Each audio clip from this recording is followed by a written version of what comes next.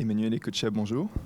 Bonjour. Tu es donc docteur en philosophie de l'Université de Florence, lauréat du prix des rencontres de 2017 pour La vie des plantes, une métaphysique du mélange. Qu'est-ce qui t'a conduit à développer cette approche sensible du vivant ?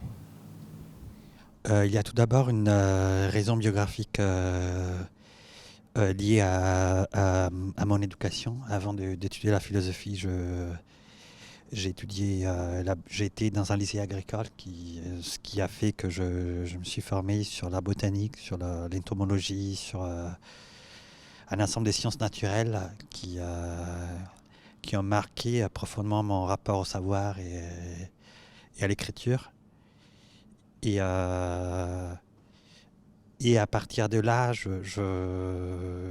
pourquoi je plaidais pour un rapport sensible à la question du vivant, parce que je pense qu'il n'y a pas de rapport, il n'y a pas de connaissance qui ne soit pas une connaissance sensible en fait. Donc on ne peut pas penser ou accéder à quoi que ce soit sans traduire la réalité de ce qui se passe à nous et la réalité qu'on a en face de nous dans une image, dans des odeurs, dans des formes, dans des couleurs, etc. Donc l'idée bien plus générale, c'est qu'il n'y a pas de rapport au monde qui puisse pas ne pas s'incarner, ne pas s'incarner dans quelque chose de sensible. Donc d'autant plus la question du vivant, qui est par excellence cette espèce de laboratoire de production du sensible, ne peut que s'articuler à l'intérieur du sensible lui-même. C'est étonnant parce que de prime abord, l'approche plutôt scientifique qu'on oppose traditionnellement à l'approche politique se veut assez objective et donc hors d'une certaine sensibilité qui serait plus subjective. Comment tu te situes, toi, dans cette approche, cette opposition traditionnelle entre la science objective et l'approche purement objective de la nature et l'approche politique qu'on qualifierait d'idéologique ou de beaucoup plus subjective et donc qui révélerait plus d'une certaine sensibilité ? Alors je dirais que tout d'abord la sensibilité n'est pas du côté du subjectif ou du politique, la sensibilité est du côté de l'objectif. Il faut tout d'abord spécifier ça et pour éviter de tomber dans des oppositions qui sont trompeuses et fausses. Et d'ailleurs on fait mal à penser que la science soit du côté d'une objectivité qui ne participe pas du sensible. Il y a même des travaux d'histoire de la science qui ont démontré à quel point, par exemple, l'image joue un rôle majeur dans la définition de la vérité scientifique. Il est strictement impossible d'imaginer une pratique scientifique, notamment dans la biologie, mais pas que, dans la physique aussi, qui ne passe pas par la mise en image et l'usage d'une donnée sensible pour à la fois capter les réels et les représenter et donc l'objectiver. Donc je pense que la science ne peut jamais se passer de la médiation sensible. Donc c'est pour ça que la réalité sensible n'est pas du côté du subjectif, elle est du côté de l'objectif, de la réalité. Et toute approche scientifique passe elle aussi par la production du sensible. C'est pour cela d'ailleurs que l'opposition entre science et art est une opposition académique, positive et pas réelle. Parce que dans les deux cas, il s'agit d'une manipulation de forme. Il y a un lien, tu fais donc un lien entre l'expérience de la nature et une forme de sensibilité et d'expérience artistique. Tout d'abord, si on prend la nature comme au sens littéral du terme, nature signifie en latin l'ensemble de ce qui doit naître pour exister. Donc au fond, c'est presque tout ce qui nous entoure, la totalité des vivants. Et évidemment, évidemment, il n'y a pas d'art qui ne touche à un moment un élément de cette nature. Donc oui, il y a un lien qui est nécessaire, qui est inévitable, je veux dire. Et vis-à-vis de cette question du sensible, comment tu appréhendes la crise la crise climatique, la crise écologique, ce serait purement une crise du sensible ou il y a aussi d'autres éléments qui t'ont conduit à t'intéresser à ce sujet-là? Et non, la crise est tout d'abord une crise. La crise écologique est tout d'abord une crise d'habitabilité. Comme dire, il s'agit d'un souci lié aux façons d'habiter cette planète et à la possibilité de rester vivant dans cette planète pour notre espèce, en fait. Donc c'est quelque chose qui est tout d'abord lié à une survie réelle et physique, et ensuite à la question de comment habiter la planète, comment repenser, réimaginer. On l'a toujours dû imaginer. C'est que ce qui a changé par rapport au passé, c'est que cette question ne peut plus être pensée au niveau local. Comme il y a la question de l'habitabilité, du rapport qu'on a même à la nature, ou à la planète, c'est toujours possible penser de manière locale, de manière spécifique. La crise écologique, c'est l'effet que cette question-là ne peut plus être pensée que d'un point de vue planétaire, en fait, et que donc présuppose d'embrasser à chaque fois, même au niveau local, un regard qui est universel, qui est planétaire, en fait.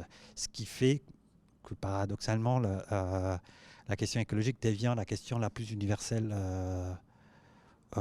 aujourd'hui, en fait, parce que il n'y a pas d'autre totalité majeure que la totalité de la planète. Donc, et comme toute autre question politique est subsumée par des questions écologiques, donc toute question liée à notre être ensemble doit être envisagée du point de vue de la planète et pas du point de vue par exemple, de cette administration ou de cette communauté ou de ce lien spécifique entre deux individus, deux espèces, etc. Tu penses qu'on a une tendance à penser beaucoup trop l'écologie à des petites échelles et on oublie cet aspect universel? Mais l'écologie n'est pas juste une attitude d'amour, respect pour la nature. L'écologie telle que même ces noms a été inventé, les noms ont été inventés en 1866 par un biologiste allemand qui était le plus grand darwinien de l'époque. Mais c'était une manière de renommer quelque chose qui déjà existait, une science qui existait déjà, qui était l'économie de la nature, qui avait été fondée par le cercle de Lev de Linné. Mais c'est une science qui naît comme la tentative de questionner le rapport entre toutes les espèces entre elles et les rapports entre toutes les espèces et la totalité des espaces de la Terre, en fait. Donc, elle peut se poser, elle commence à exister seulement au moment où la question de la nature devient la question de la totalité des êtres vivants, en fait. Il n'y a pas d'écologie locale, ça n'a aucun sens. Comment dire, il peut y avoir des questionnements sur comment un ensemble d'êtres vivants se sont associés ou qu'est-ce qu'ils font, mais le regard écologique, au fond, reconduit la façon dont quelques espèces s'associent à tel endroit à des règles qui sont censées être valides sur la totalité de la planète. Donc l'enjeu propre de l'écologie est cette universalité. Ce qui fait que, même dans les débats publics, l'écologie est la seule instance aujourd'hui qui peut revendiquer une forme d'universalisme sans être accusé de porter un faux universalisme. Personne imagine ou ose dire que Greta Thunberg parle du point de vue de, je sais pas, d'une femme suédoise. Non, dès qu'on part de la Terre, on se met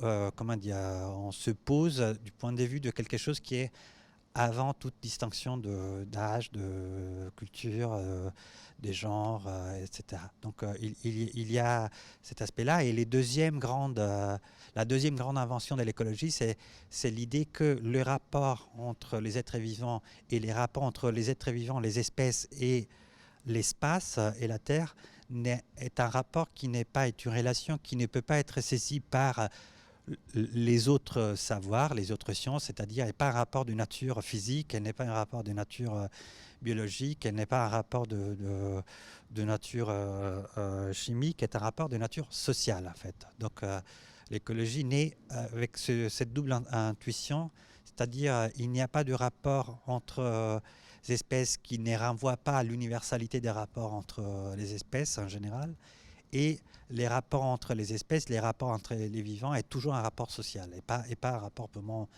chimique, biologique, matériel.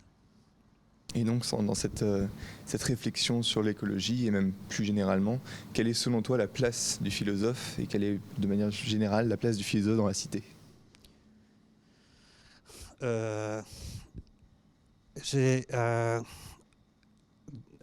Le mot philosophie est un mot qui naît de façon ironique. C'est un mot apparemment inventé en Grèce à l'époque de Pythagore, mais qui était utilisé comment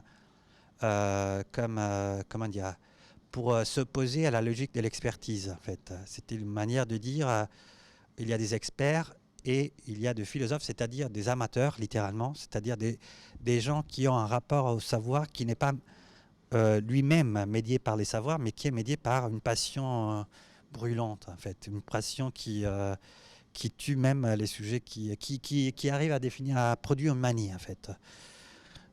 Donc les philosophes ne sont pas définis par un savoir, ne sont pas définis par une méthode, sont définis par une sorte de manie, en fait. Donc au fond, se questionner ou poser la question quel est le rôle des philosophes dans la société civile aujourd'hui signifie se demander quel est le rôle de maniaque des obsédés dans la société civile. Et c'est un rôle qui est à la fois ambigu, ça peut être de troublemaker, donc de produire des tremblements de terre, mais aussi d'exalter, de mettre feu quelque part au sens positif et négatif, au sens métaphorique et littéral à l'ensemble des opinions, de savoir, et même des volontés, des intentions. Donc au fond, la philosophie, c'est juste une manie qui traverse une société et qui doit forcément l'amener ailleurs par rapport à ce que cette société avait